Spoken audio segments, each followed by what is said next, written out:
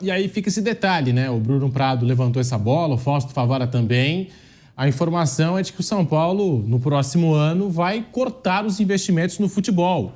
Vai tentar organizar a casa. Eu acho ótimo. Exatamente o que o Flamengo fez. Eu acho ótimo, sim. E o Palmeiras também. Você pega os times do Palmeiras... Na época do Paulo Nobre, exato. Do Paulo Nobre ali, no começo da gestão Paulo Nobre, o Flamengo também... Cada jogador que passou por Flamengo e Palmeiras, né? Nesse período de reconstrução financeira. Mas assim, eu aprovo totalmente esse discurso, tá? Só que esse discurso vai se manter até quando? E aí eu não estou falando do torcedor do São Paulo, aquele de arquibancada, porque o que vai para o Morumbi apoia, lota sempre o estádio, como disse o Fausto, nos momentos mais difíceis o torcedor do São Paulo estava lá com 50, 60 mil no estádio do Morumbi.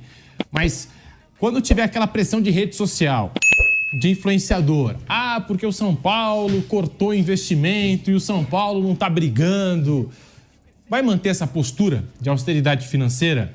Eu estou muito curioso para saber, mas acho que é uma postura válida da diretoria do São Paulo. Aí queria ouvir o Bruno Prado e o Piperno. Ó, Pedrinho, tem uma questão que você citou aí, né, que é a pressão das redes, enfim, das redes sociais. A presidente do Palmeiras é uma bilionária, mas se ela quiser ganhar um trocadinho a mais aí e tal, melhorar um pouco o orçamento aí, ela devia lançar, Fausto, um curso de como lidar com as malas de redes sociais, né? A turma lá, que inclusive depois leva bastante tinta lá para pichar muro e tal. Eu acho que ela é exemplar, ela dá um show nisso. Porque essa turma, o que ela merece? Merece uma banana. Porque é um pessoal que, além de não ajudar nada, usa, né? Assim,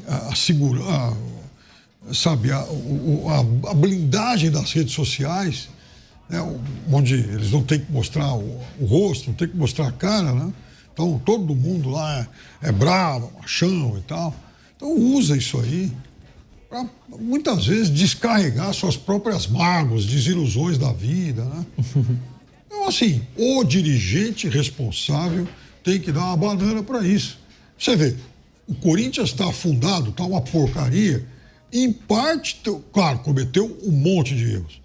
Mas, entre esses erros, está o de dar atenção demais para isso. Como foi que o Corinthians demitiu o Silvinho? As redes sociais pressionaram, a direção banana, incompetente, foi lá e demitiu o técnico, né? Que, aliás, hoje, enfim, recentemente, aí disputou a Euro, né? Acho que até quem mais ganhou com essa demissão foi o próprio técnico. O Corinthians perdeu. Então, quem estiver se importando muito com isso já está fazendo errado, sabe?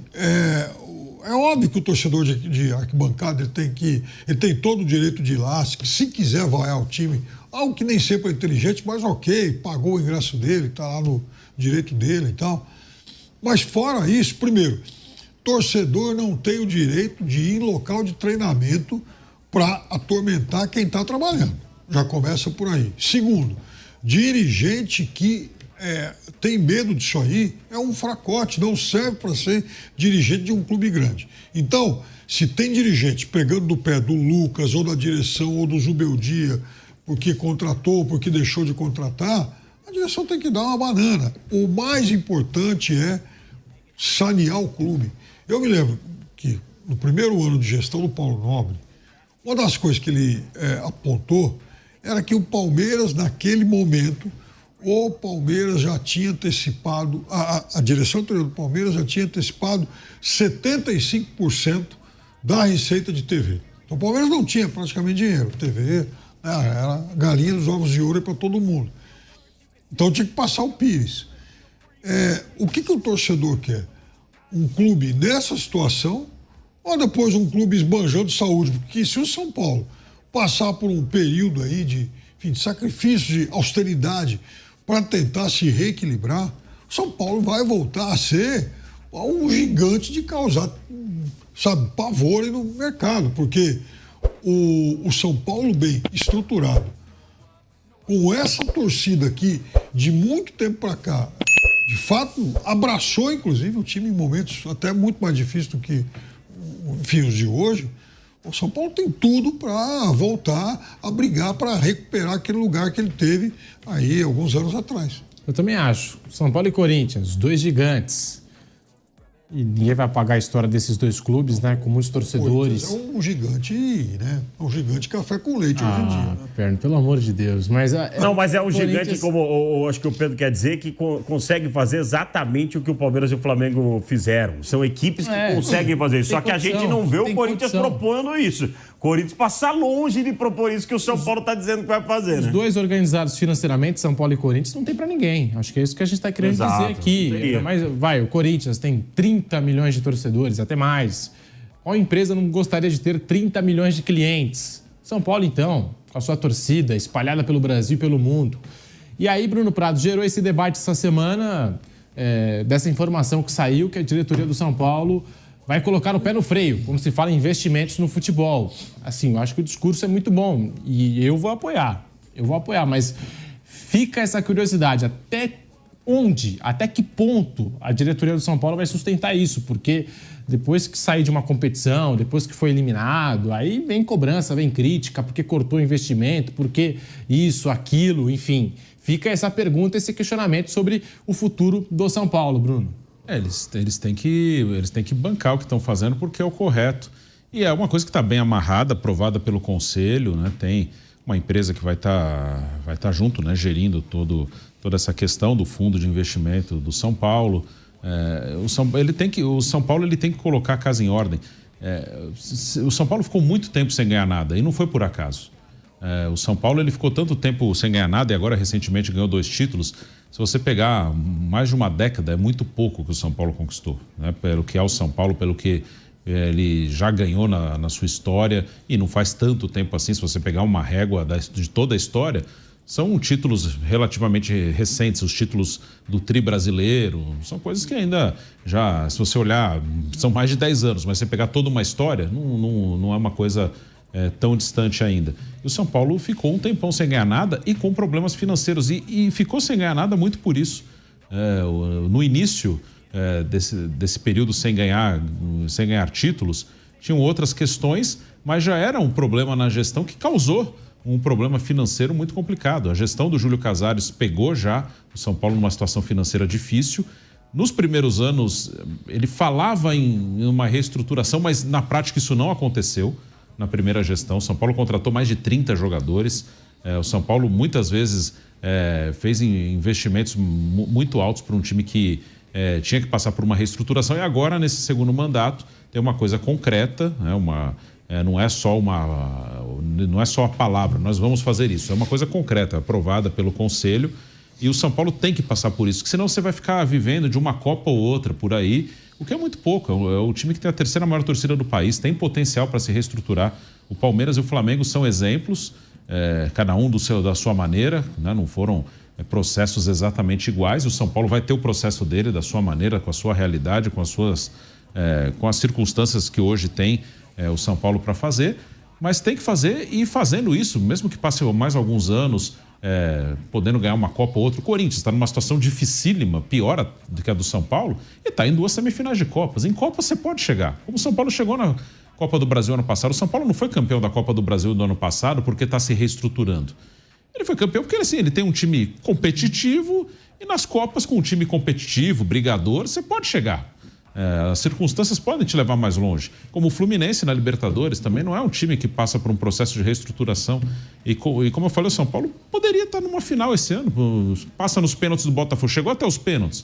Ele poderia vencer o Peñarol, chegar numa final. Às vezes o detalhe vai para o seu lado, às vezes não vai. Mas um time como o São Paulo, ele não pode ficar esperando que um detalhe o favoreça num mata-mata. É um time que tem que entrar num brasileiro para brigar pelo título. Hoje ele não tem condição de fazer isso. Mas a ideia é que, passando por uma reestruturação financeira, daqui sei lá quanto tempo, 3 anos, 4 anos, não sei quanto tempo vai levar, ele chegue num brasileiro para brigar de igual para igual com o Flamengo, com o Palmeiras, com o Botafogo, que hoje tem um dono que investe dinheiro. O Cruzeiro se imagina que também com o investimento de um dono possa daqui a pouco brigar. E até mesmo chegar numa Copa como favorito. Sim, como um candidato não só do aleatório, assim, um candidato real, favorito, não. É um dos mais fortes, é um time que vai entrar... Como a gente falou, o Botafogo tecnicamente era melhor que o São Paulo. A gente pode falar que o São Paulo, os dois são iguais. Ou o São Paulo melhor do que o Botafogo no futuro. Sim. Isso é o ideal para o São Paulo, né? E aí tem 2 maneiras de você ser competitivo hoje, no cenário atual. Ou você passa por uma reestruturação e um time, como vocês falaram aqui, o time do São Paulo, que tem a terceira maior torcida do país, tem um poder de arrecadação muito grande. Então dá para fazer isso, como o Corinthians também pode fazer isso, mas acho que não será nessa gestão que ele começará a passar por esse processo, mas potencial. Ano passado ele faturou quase R$1 bilhão, mesmo com um ano também muito complicado. Esse ano também vai arrecadar bastante. O problema é que tem muita dívida, está numa situação muito difícil. Então esses times têm potencial. E a outra alternativa é virar SAF, que alguns times eu acho que vão ter que partir para esse caminho. O Cruzeiro, o Botafogo e o Vasco partiram para isso porque eles não tinham mais saída. E outros podem seguir o mesmo caminho, mas o time como o São Paulo, que tem uma torcida nacional, a terceira maior do país, ele tem condição de se reestruturar com as próprias pernas. E talvez esteja começando agora um processo. Espero que levem até o fim. O Bruno citou o Vasco, mas o Vasco seria um clube que poderia não precisar de uma SAF. Sim. Porque é um clube de muita massa, de uma torcida gigante espalhada no Brasil inteiro, né? É que eu acho que a tragédia era tão grande no Vasco, já não tinha mais saída, né? O próprio Atlético Mineiro, quando ganhou lá em 21, ele não era oficialmente uma SAF, agora ele é, mas já era na prática, né? Já tinha os seus investidores ali, que agora são donos oficialmente, os 4 R's. Mas, assim, o São Paulo tem condição de sair. Eu até já falei algumas vezes, eu não sei, nós temos o nosso Pedro Henrique aqui, que é torcedor do Inter. Os gaúchos, eles são muito resistentes a essa ideia, eu entendo, faz parte da cultura, de pertencimento, mas com os mineiros, com investidores, talvez para serem competitivos assim, competitivos nesse sentido, querem entrar no brasileiro como candidato real. O Inter quase ganhou a Libertadores no ano passado, ou pelo menos quase chegou na final. Mas talvez vá ter que partir para esse caminho. Para querer competir para valer, talvez vai ter que partir para esse caminho. Até porque... Ele tá te xingando aqui no ponto, ele tá falando que você tá completamente enganado, nunca que o Inter vai virar uma SAF. Tem uma resistência, eu sei que tem essa resistência. Mas aí que tá o negócio. Mas talvez, se não virar, não vai ganhar nada. Vai depender de uma Copa ou outra ali, como o São Paulo ganhou ano passado sem estar reestruturado. Como o Inter podia ganhar a Libertadores. Pergunto para você o seguinte, quantos campeonatos brasileiros os clubes gaúchos venceram no sistema de pontos corridos? Nenhum. Então... Quando a gente fala, eles então estão certos. Sim. E quando a gente fala do São Paulo, algo que me incomoda nesse São Paulo, pelo menos nessa diretoria, e já de algum tempo, não sei se vem necessariamente dessa gestão, mas aquilo que o Bruno citou no começo, da expectativa, o Carpini vence a Supercopa, o Carpini é um gênio e de repente o Carpini é um burro, fora Carpini, tchau Carpini, e agora o Zubeldia. O Zubeldia é um gênio, revolucionou, é o melhor técnico do São Paulo pós-Muricy Ramalho. O Zubeldia não sabe de nada, tá mexendo errado, tem que tirar o Zubeldia. E no São Paulo, quando a gente fala de técnico, é sempre o elo mais fraco. Porque eu acho que o Zubeldia não tem culpa se o Calleri perdeu os gols que perdeu, se o Lucas Moura desperdiçou o pênalti que desperdiçou e se o São Paulo até aumentou a sua dívida fora de campo. Eu acho que os diretores do São Paulo deveriam mostrar e chamar mais a responsabilidade, os jogadores deveriam chamar mais a responsabilidade, porque fica sempre pro técnico. A conta sempre cai pro técnico do São Paulo e vários técnicos foram fritados. E vou te falar um aqui. O Rogério Ceni, pelo tamanho dele dentro do clube, para mim o Rogério Ceni, aí cabe até o debate, mas para mim é o grande jogador da história do São Paulo Futebol Clube. O Rogério Ceni, na figura de técnico, depois de uma briga com o Marcos Paulo, o Rogério Ceni acabou deixando o São Paulo. Pra vocês terem uma ideia. Então eu acho completamente injusto isso, que eu tô vendo o Zubeldia passar essa pressão toda para cima do Zubeldia como se ele fosse o único culpado. Aí saiu essa informação que teve uma conversa da diretoria com o Zubeldia. Eu acho que outros departamentos do São Paulo poderiam chamar essa responsabilidade. Fica sempre para o técnico do São Paulo. Bruno Prado, Fábio Piperno e Fausto Favara. Eu concordo, assim, e não precisa ser perfeito. Isso não quer dizer que o Zubeldia não tenha errado, todo mundo. Mas tem uma coisa, se o cara errou aqui, tem que tirar. Não, o cara vai errar, vai acertar, mas na média eu acho que o trabalho dele está dentro do que o São Paulo pode entregar, então não tem nenhum motivo para mexer no treinador. Mas sempre acaba acontecendo isso, né? No caso do Rogério, ele ficou 1 ano e meio, ficou até bastante tempo, porque era o Rogério. Mas eu acho que se dependesse, se não fosse ele, teria saído antes. E o trabalho dele foi bom. Para mim, o trabalho dele foi bom nessa segunda passagem. Esse elenco, que eu considero muito competitivo, tem muito dele. na contratação de alguns atletas. E esse jeito do time brigador, lutador, para mim tem muito a mão dele. Essa competitividade do São Paulo, esse time que vai até o fim, que luta, que briga, acho que tem muito do Rogério nisso. Acho que a partir daí que o São Paulo passou a ter mais essa pegada competitiva, assim, de brigar, de incomodar, de encarar um time que é mais forte, mas você vai jogar, vai encarar, vai bater de frente. Eu acho que isso tem muito da mão do Rogério Ceni. O São Paulo, ele com o Rogério, ele elimina o Palmeiras de uma Copa do Brasil, depois também consegue com o Dorival. O São Paulo, acho que desde o ano 2000, ele não eliminava Corinthians e Palmeiras no mesmo ano. Ele conseguiu com o Rogério em 22. Ele eliminou do Paulista o Corinthians e da Copa do Brasil o Palmeiras. Em 2000 ele eliminou também o Corinthians do Paulista e o Palmeiras da Copa do Brasil. São Paulo sofria muito em clássico. Essa questão do clássico até com o Diniz começa a reverter. Com o Diniz começa a ganhar clássicos. Ganhou inclusive pela primeira vez do Palmeiras, lá no estádio do Palmeiras. Mas com o Rogério acho que ele trouxe esse espírito de luta do time. Mas quando teve uma crisezinha, sobra para o treinador. Como o Carpini, eu não consigo nem avaliar direito o trabalho do Carpini no São Paulo. O Crespo aconteceu muito. O Crespo, quando ganha o Paulista, o cara, nossa. E o time depois foi muito mal depois do Paulista, não por culpa do Crespo, por uma escolha da diretoria, que foi um Paulista que emendou 20 em 21, emendou um ano no outro, e a diretoria tratou o Paulista como a Champions League. Então não deram férias, emendou, foi direto de um ano para o outro. E depois o preço foi cobrado lá na frente. E não era culpa do Crespo, foi uma escolha da diretoria. Mas sobrou para ele. A gente não tem carência de ídolo. Isso é carência de títulos. Sim. E de uma situação melhor do São Paulo. Faz com que qualquer coisa torne-se algo extraordinário para o São Paulo. O Carpini, o maior exemplo disso foi o Carpini mesmo. O Carpini que aqueles dois jogos foi a Supercopa do Brasil, né? Isso, contra o Flamengo e depois o jogo contra o Palmeiras. Contra o Palmeiras, depois que ganha nos pênaltis. Isso. Vitória em Itaquera. Depois a vitória contra o Corinthians, a primeira vitória, né, em Itaquera. Se a gente analisar friamente, pela grandeza do São Paulo, tudo isso é muito pouco, né? É muito pouco, mas pareceu naquele momento ser algo assim. Eu lembro quando na Supercopa do Brasil, que os caras estavam tratando aquele jogo como se fosse final de Copa do Mundo, como se fosse um Mundial pro São Paulo. Mas é compreensível pelo atual momento do São Paulo. O São Paulo é um clube que se acostumou a ganhar grandes títulos e em seguida, o São Paulo, tricampeão brasileiro, que, sabe, o maior detentor de títulos internacionais, como ressaltou o Daniel Lian aqui. Então, essas coisas... Eu usei um tempo atrás, Piperno, uma analogia mais ou menos assim, a situação do São Paulo. O São Paulo passou um período de 2008, 2010, eu acho que 2011 para frente, 2011, 2012 para frente, é aquele cara que foi para UTI e ficou na UTI um tempão. E depois o São Paulo começou a ir para o quarto, né? Não precisou mais de UTI. E liberaram o São Paulo para sair do hospital. O São Paulo saiu um pouco, ganhou um título paulista, uma Copa do Brasil. Mas ainda é sempre aquele paciente que precisa retornar para o hospital. E retorna para o hospital. Então eu faço mais ou menos isso, porque o São Paulo não era um clube acostumado a estar no UTI, não. São Paulo era um clube acostumado a grandes conquistas. Então,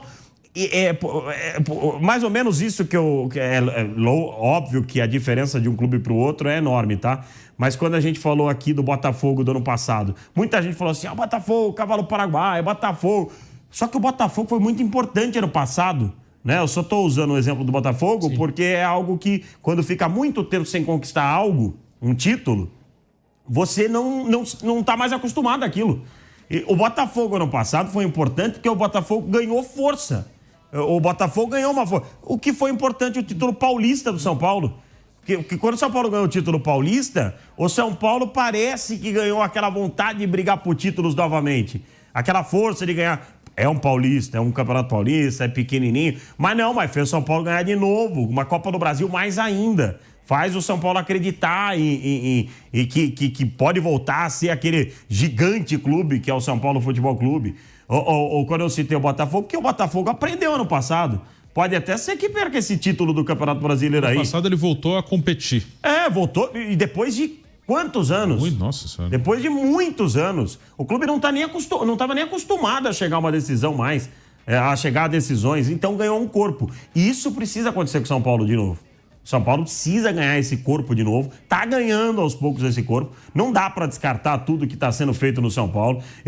Tem coisa que eu não concordo com a direção de São Paulo. Acho que o Casares, em determinado momento, pode ser uma percepção minha, mas ele tirou até um pouquinho de pé nessa questão de rede social, que estava demais no começo dele, sabe? Estava aparecendo mais que o clube, e o clube tem que ser o protagonista dessa história, né? Mas eu acho que ele, ao longo dessa história dele como presidente de São Paulo, vai aprendendo, vai dosando. Mas é isso, eu acho que tem que ter paciência e tratar com seriedade. O que você falou é verdade. Tratar com seriedade, a gente não tem que criticar. É óbvio que é dolorido para a torcida do São Paulo, vai ser difícil para a torcida do São Paulo, mas se você quer ver o São Paulo de novo, ganhando Libertadores, entrando como protagonista nos títulos, São Paulo vai ter que passar por esse apertão aí no cinto para uma hora voltar, senão é isso, ou é SAF ou é isso.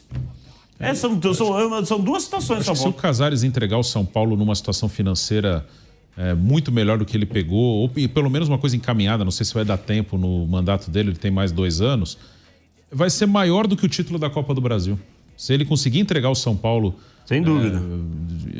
Saneado, ou numa situação bem melhor financeiramente, com maior poder de investimento, ou seja, arrumar a casa vale muito mais do que os títulos que ele conquistou. E ele tem uma oportunidade única de fazer isso, por mérito dele, inclusive. Porque tem uma coisa, São Paulo ficou muito tempo na fila.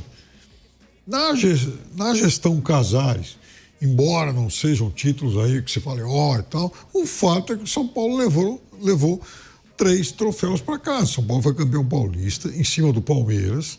São Paulo venceu a Copa do Brasil em cima do Flamengo e ganhou a Supercopa contra o Palmeiras. Um jogo só, é verdade. Início de temporada, sim.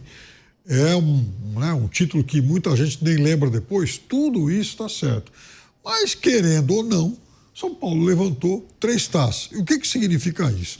Significa que, primeiro, acabou aquela ansiedade de ficar buscando um título a qualquer custo.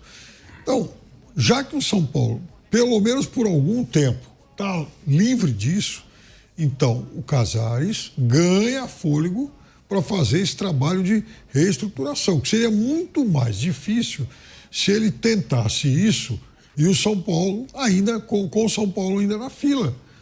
O São Paulo não ganha um título importante há 15 anos e o cara está falando em austeridade para reestruturar o clube. Então, esse é o tipo do sacrifício que às vezes o torcedor não consegue enxergar. Mas nesse momento aqui, considerando que o São Paulo foi campeão ainda outro dia, eu acho que dá para ele agora ter um pouco mais de fôlego para fazer esse trabalho que é tão importante. Essas são as notícias de hoje, pessoal. Deixe seu like, compartilhe e inscreva-se. Não se esqueça. E até o próximo vídeo. Até mais!